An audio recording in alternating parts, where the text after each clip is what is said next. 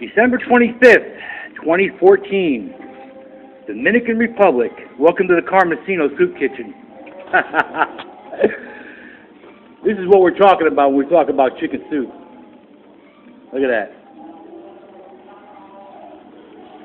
Pure meat, no bones, no nothing. Look at that hunk of carrot.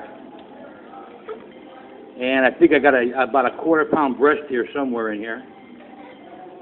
So look at that. Beautiful. Mushrooms, carrots, celery, spinach, onions, broccoli, of course. And here's the rice, just done. And yeah, I know how to cook rice. Look at that. A little bit sticky, that's the way you want it. A little bit moist. I used 1.5 cups of water for every cup of rice. So this 2 cups of rice here, so I use 3 cups of water. And that's it. Look at the size of this pot of chicken soup, man. Huge.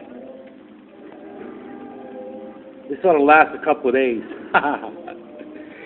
Take care, everybody. December 25th, Christmas time, Dominican Republic. And I'm ready to eat.